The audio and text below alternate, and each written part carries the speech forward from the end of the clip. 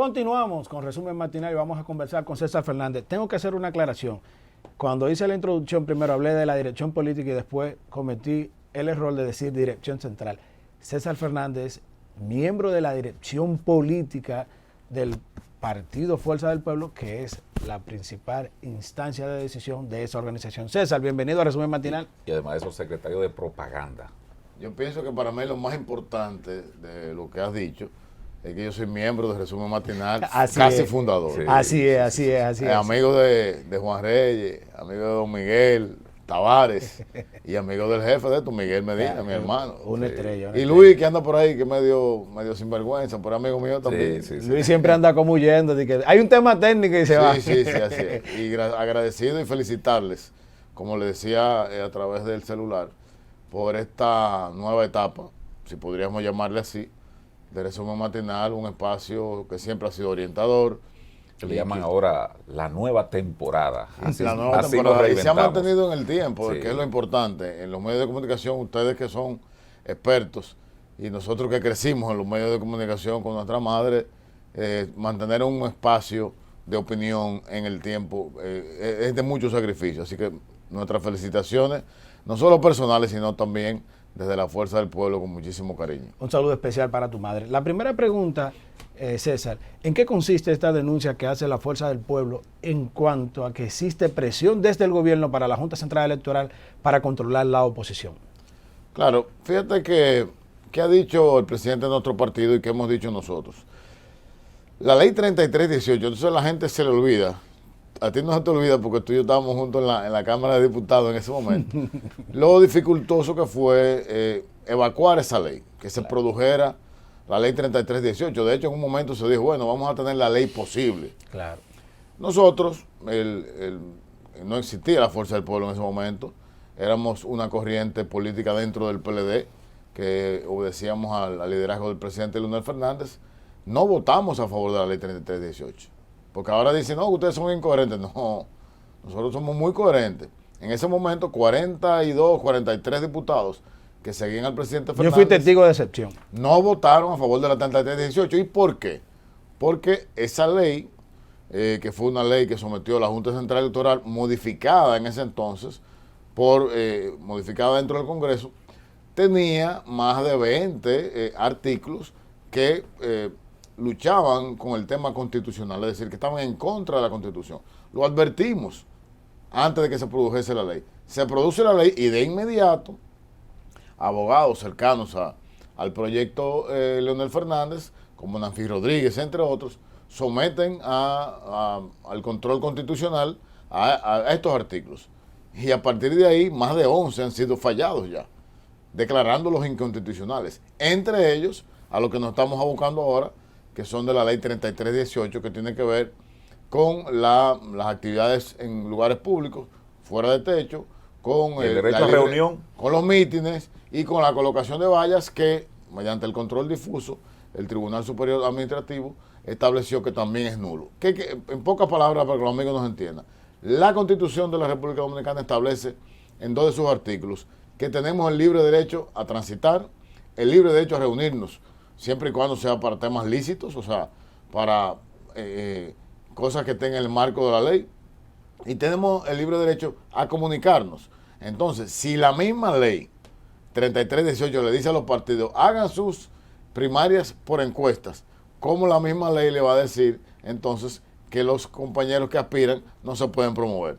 Es como contradictorio. Pero nuestra posición es un tema totalmente constitucional. Y la Junta, cuando hace el comunicado de admonición, es decir, la advertencia a los partidos y le da un plazo de que retiren las vallas, etcétera, que dejen las actividades, lo que está haciendo es recibiendo mucha presión del gobierno, porque el gobierno no tiene ese problema. El gobierno tiene al presidente inaugurando todas las semanas. No sé el qué, pero él sale a inaugurar. Tiene a los funcionarios hablando de las políticas públicas que están implementando desde sus diferentes ministerios, permanentemente en la prensa, y tiene el país lleno de vallas de cuántas tarjetas se dieron del sistema de salud en Estados Unidos, ustedes lo han visto, sí. De cualquier tipo de política pública, el país está lleno de vallas. Entonces, ¿qué quería el gobierno? Ante el temor que ha generado esta alianza Rescate RD y el frente opositor que se ha formado en República Dominicana, quería sacar a la oposición de la calle, que es donde le estamos ganando el pleito, porque definitivamente no tenemos los 8.000 millones de pesos que tiene el gobierno para competir mediáticamente. Ahora sí tenemos el territorio donde la gente está diciendo que el 60% de la gente dice que el país va en la dirección equivocada, que el 65% dice que su economía está mal, que el 55% dice que el crimen los está azotando, que los están matando en la calle, y que más del 50% dice que no lo que gana no le alcanza para vivir. Entonces, en ese territorio que la oposición ya ha reflexionado, se ha compactado y ha vuelto al 54-35, es decir, a como estábamos en julio del año 2019, que le ganábamos fácil a ese PRM, entonces esto tiene atemorizado al gobierno y ha hecho esa presión. Pero la presión, ¿cuál es la presión que ejerce el gobierno sobre la Junta Central Electoral? ¿Qué lo lleva a ustedes a denunciar esto? ¿Que existe una presión latente? ¿Hay algún documento? ¿Hay alguna acción? Tú sabes que eso es un tema de alta política. Eso no es un tema de que se hace una llamada, que se manda una carta. Es un tema de alta política y cuando algo que yo aprendí con mi querido amigo Guillermo Gómez Fermín y con Polanco Gómez, cuando era jefe de la policía, que cuando hay un crimen, busca a quién beneficia el crimen. Claro. Entonces, ¿a quién beneficia que la oposición se retire de la calle? Al gobierno, o sea, no hay que darle como mucha vuelta ni pensarlo mucho. Y tú estás hablando de un órgano colegiado, como es la Junta Central Electoral, donde hay gente que representa intereses. Que debo de decir, como periodista lo he dicho en todos los escenarios, no me gusta la actitud de la Junta, y lo advierto, es grave, porque desde el principio dije, tomen el control con tiempo. Y yo creo que ya en una precampaña venir a frenar esto, le están dando la razón. Y tienes razón, porque tú no puedes frenar lo que ya está permitido, lo que tú no controlaste. Y fíjate que cuando que entiendo que fue un paso de avance el tema de la cumbre que convocaron, con los partidos, porque ¿qué decimos los partidos? Señores, no tomen las decisiones solos. Háganse acompañar de los partidos, que socialicemos los temas y podemos salir con un resultado consensuado. En esta cumbre, sencillamente ellos escucharon a los partidos, habían dos posiciones. Claramente ahí, contestando tu otra pregunta, Juan, los aliados al gobierno tenían el mismo discurso, que era que sí, ellos son los más respetuosos de la ley. Fíjate que cuando la Junta hace el comunicado de admonición, no había bien salido el comunicado de admonición y ya el PRM estaba retirando sus actividades. Como que llama la atención de que usted esté prevenido para una ley que no ha salido o un reglamento. Tomando el tema de la alianza, que ya anunciaron en una primera etapa del 66% del territorio nacional en materia... 60% en materia municipal. Las grandes demarcaciones, vimos que el presidente Fernández pues fue a Santo Domingo Norte, hizo la proclamación de Carlos Guzmán, lo propio hizo el PLD en Santiago, y da la impresión que las demarcaciones que concentran la mayor cantidad de votantes pues van a estar fuera de la posibilidad de que los partidos de oposición vayan aliados. ¿Eso es así? ¿Lo que se está vendiendo? Tú sabes que yo tuve una gran experiencia y una gran oportunidad en el año 2020 de participar en lo que fue la conformación de ese bloque opositor, de esa gran alianza de prácticamente 18 partidos, en lo que estaba el PRM incluido. ¿Encabezaba la alianza? No encabezaba la alianza. De hecho, el PRM llegó de último a ese bloque opositor. Ese bloque opositor lo encabezaba el que es el líder de la oposición, que es Leonel Fernández. En las alianzas, lo primero que tú pones sobre la mesa es lo que tienes. Es decir, si tengo una alcaldía, es innegociable. O sea, por ejemplo, el caso de Santo Domingo Norte, esa alcaldía de la Fuerza del Pueblo, no se negocia. El caso en el del PLD, Santiago, la alcaldía es del PLD, es innegociable. Entonces, por eso ves que se pueden anunciar que se proclaman sus candidatos, porque ya el partido primero lo decide, igual que la Fuerza del Pueblo, habían varios aspirantes en Santo Domingo Norte, se retiraron y dejaron al compañero incumbente. Igual en Santiago, por una decisión de ese partido, han elegido al buen amigo Víctor Fadul. Entonces, ahora viene la etapa de consensuar grandes plazas, en el caso de que entren en las conversaciones. ¿Por qué? Porque no es de nada, no es de ninguno de los que estamos en este frente opositor, y entonces con estrategias de, por peso electoral, entonces se podrían acordar. ¿Cuál es el peso electoral? Ustedes lo acaban de decir los dos. Aquí estamos hablando que el Gran Santo Domingo tiene el 35% de los votos. De los votos. Luego tienen las 12 provincias del Cibao, y luego prácticamente el este funciona prácticamente como si fuera una o dos provincias, y el sur por igual. Tú tienes, por ejemplo, aquí circunscripciones como las 5, que los Alcarrizos, que tienen más votos que la línea noroeste. Entonces, ahí entra ahora esa dinámica, que es la segunda fase. ¿Y en qué está eso? Están trabajando. Ya. Te digo que... ¿A qué nivel, César? Están trabajando horas interminables los compañeros de los tres partidos, tanto de la Fuerza del Pueblo como del Partido Revolucionario Dominicano y del Partido Pero el tiempo de se la agota. Liberación. No, el tiempo no se acorta. Ahí es que la gente se equivoca. Claro. Y le quieren poner, a veces los medios o la sociedad política, porque la sociedad no todo el mundo está en eso, le quieren poner una velocidad que no requiere. Pero hay el acuerdo. fechas. Hay plazos. Sí. El próximo plazo que tenemos, por ejemplo, es el 29 de octubre. Es el último día para elegir los candidatos ya formales. Pero donde los partidos tienen reserva, donde las candidaturas están reservadas. Hay espacio para la Hay negociación. espacio para negociar. Una pregunta. Entonces, yo pienso, y estoy con esto, le doy un voto de confianza a la comisión de mi partido, y también presento respeto a las comisiones tanto del PLD como del PRD, y sé que de ahí saldrán grandes cosas. Mira, hay una cosa que es inevitable y que es real. Hay candidatos de partidos que forman la alianza, que están mejor posicionados que los de la Fuerza del Pueblo. Existe la posibilidad que haya desmonte de candidatura tanto en la Fuerza del Pueblo, en el PLD y el PRD para consolidar aún más esa alianza opositora. Yo decía y siempre mantengo que las alianzas deben ir en torno a lo general y no a lo particular. Este frente opositor, hacer ya un esfuerzo de unir al PLD a la Fuerza del Pueblo, es un esfuerzo importante de ambos partidos. No tenemos que explicar por qué. Entra el PRD también, un partido importante. ¿Y cuál es el objetivo? El objetivo es lograr el poder, es vencer al que está en el gobierno. Claro. Y el gobierno no es la alcaldía de allí ni de aquí, ni el senador de allí ni de aquí, el gobierno es el poder ejecutivo. Entonces, si en eso estamos trabajando, debemos de ser inteligentes, debemos de tener la capacidad de sacrificio en los tres partidos y sacrificar lo que haya que sacrificar por el objetivo principal, que es lograr el solio presidencial en el año 2024. En ese sentido, debemos de trabajar todos los partidos. La Fuerza del Pueblo está enfocada en las elecciones de mayo porque es claro, ustedes han manejado con prudencia, con estrategia y con mucho sigilo el tema de la alianza. Parece que los candidatos de la Fuerza del Pueblo no son tantos como los del PLD. Para la Fuerza del Pueblo es vital la alianza para poder lograr mayo del año que viene.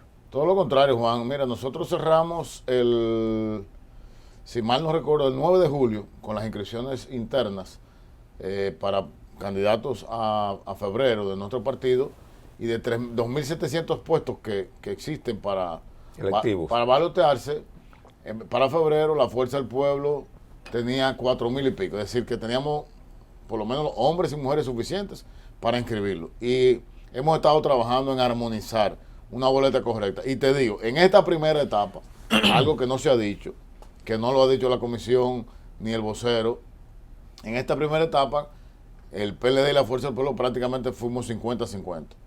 En ese 60% del territorio para febrero. Es decir que... Aunque no se ha declarado. No se ha declarado, pero yo te puedo decir que 50-50, es decir, que es muy equilibrado. O sea, lo que te digo con esto, contestando tu pregunta, tenemos suficientes candidatos y competitivos, muy competitivos. Donde ha habido que desmontar, se han desmontado. Igual lo ha hecho el PLD, pero todo es en miras de que ganemos en febrero para consolidar en mayo. Hay dos temas que en materia, diríamos que ustedes lo esbozan mucho como temas esencial de que el gobierno pues no ha dado pie con bola. Hay otro que se añade, que es de los apagones. Inflación y seguridad pública. Y uno se ha dado cuenta por los pronunciamientos de ustedes de la oposición, de que son tres temas que son el hándicap, el problema del gobierno a enfrentar, y que ustedes están esperanzados de que eso sea lo suficientemente fuerte para que le dé un impulso. Sin embargo, el gobierno está trabajando y se ve, ¿no?, lo denodado del presidente de ir todos los lunes al Palacio de la Policía para tratar de alguna u otra manera tener respuestas sobre eso. Ya en el aspecto económico, pues también haciendo los aprestos. Dicen que el crecimiento económico del pasado mes de julio pues alcanzó la meta que ellos procuraban y que de aquí a diciembre pues ellos pueden alcanzar el 4%, aunque la CEPAL dice que es un 3.7%. La visión que ustedes tienen sobre esos temas. Fíjate que, tal y como señala Miguel, hay puntos neurálgicos que los estudios van dando y ha habido una competencia intensa entre seguridad ciudadana y costo de la vida. Pero el costo de la vida tiene que desglosarlo no solamente en alimentos, tiene que llevarlo a la tarifa eléctrica. O sea, tú tienes un gobierno ahora que le miente al país. Tú tienes un director de Norte que se burla de de los dominicanos, diciendo que aquí no hay apagones. Tú tienes un presidente que acusa al presidente anterior de los apagones. Cuando aquí se dejó un sistema de 24 horas. Cuando aquí se dejó una planta como Punta Catalina generando prácticamente el 100% de lo que tenía diseñado. O sea, entonces, cuando desglosas el costo de la vida, pero vete al pasaje, vete a la inscripción de las escuelas, a los útiles escolares. Cuando te vas a la educación, ¿qué está recibiendo nuestros niños? Es decir, es un gobierno que es un desastre por todas partes. En los ejes estratégicos de desarrollo, la economía. La CEPAL no ha dicho que es un 3%, la CEPAL ha dicho que es un 1.7% el año entero. Y si ya crecimos 1.2%, dicho por el Banco Central, refrendado por el Ministerio de Economía, Planificación y Desarrollo, que se creció 1.2%, para crecer 5 o 4 a diciembre hay que crecer 8 en el segundo semestre. ¿Cómo vas a crecer 8 si el turismo en el primer semestre, con respecto al primer semestre del año 2022, bajó de 42% a 16% el turismo? ¿Cómo vas a crecer 8 en el segundo semestre si la construcción está en menos 2.5%, que son los principales motores de nuestra economía? Es imposible. Entonces sí que tienes un gobierno que mediáticamente hace anuncios y dice que está haciendo cosas. Ir a la policía los lunes no ha bajado la criminalidad. El índice de homicidios se mantiene sobre los 13%. Estamos hablando de 4 puntos por encima de como lo encontró cuando llegó. El índice de pobreza sigue en los mismos niveles, es más, aumentó de 24 a 27. El índice de pobreza que dice el señor presidente, el señor vocero de la presidencia, que han reducido. Es falso, no es cierto. ¿Y por qué, Miguel y Juan y a los amigos televidentes? Es que este gobierno no empieza un plan y no lo termina. Empiezan a implementar un plan y cuando el plan va por la mitad se devuelven y asumen otro. Entonces, los planes hay que primero pensarlos, diseñarlos, desarrollarlos e implementarlos y creer en ellos. Si no crees en el plan que desarrollas, no puedes completarlo. En seguridad, y te pongo un ejemplo breve, aquí empezamos con Giuliani, pasamos a un colombiano, fuimos a un mexicano, ahora estamos con un español, ahora el jefe de la policía es el presidente de la República, pero un día el presidente de la República se levanta tarde, lo ha dicho su esposa, no lo digo yo, que a veces se levanta tarde porque se acuesta tarde, y entonces mandan a la vice. Entonces ahora de refuerzo le mandan a la procuradora y a la procuradora adjunta. Entonces, ¿cuál es el plan? ¿Dónde es que vamos? Entonces, de repente dejas de sembrar los terrenos en la República Dominicana, más de 400,000 tareas de tierra que no están sembradas, y te vas a Guyana a sembrar. O sea, es un invento tras invento. César, partiendo de ese escenario que describe, quiero 2 preguntas exactas. ¿Se le hizo tarde al gobierno para abrandar la habichuela y cambiar el panorama?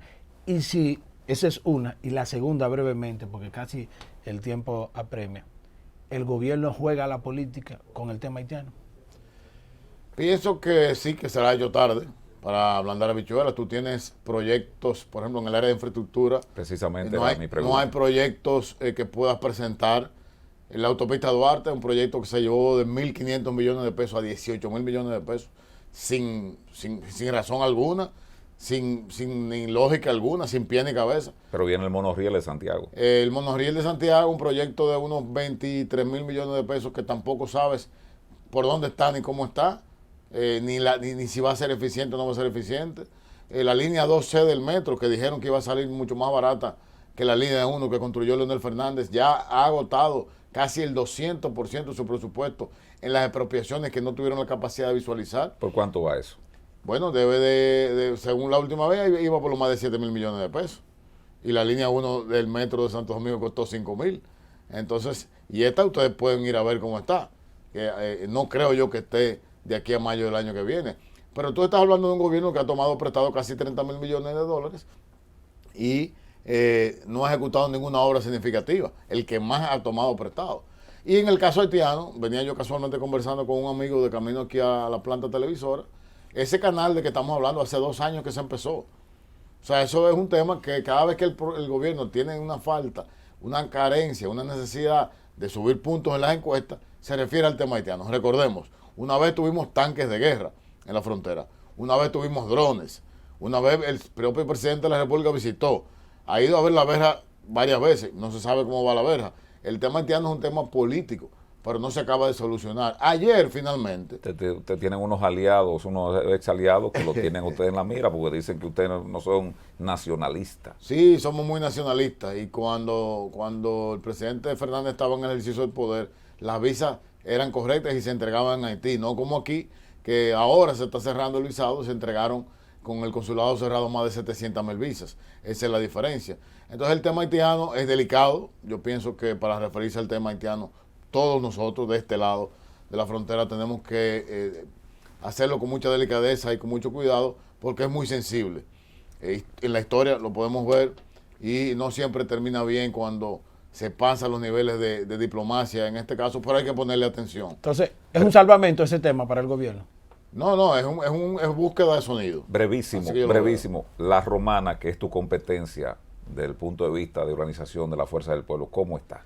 Bueno, aprovecho para saludar a todos mis compañeros del Partido de la Romana, nuestro presidente provincial Enrique Martínez, nuestro secretario general Eduardo Espíritu Santo, diputado y seguro senador de la provincia. En la provincia de la Romana, en las metas de afiliación, estos 2 millones que vamos a entregar, por cierto, sábado 23 de septiembre, 4 de la tarde, en la Plaza de la Bandera, tenemos una cita con la democracia. Se le vamos a celebrar el 60 aniversario del derrocamiento de Bosch, celebrándolo, llevando 2 millones de firmas, conmemorándolo, ¿no? de militantes a un padrón, llevando el padrón, pero celebrando que la democracia, la lucha por la democracia continúa y seguiremos luchando por ella. La Romana, te decía, 120% de afiliación, es decir, rompimos récord de afiliación, 100% de récord de organización, o sea, aquellas famosas que dicen que no hay estructura en la Fuerza del Pueblo.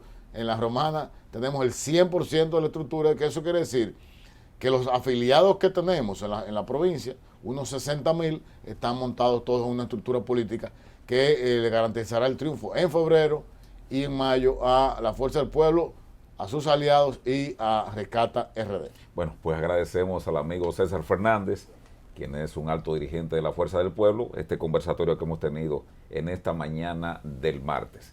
Dios mediante, mañana a las 8 de la mañana, Juan Reyes, Miguel Tavares, les esperamos por acá, pero mientras tanto continúen con toda la parrilla programática del canal 32 en BTV, lo que hay que ver.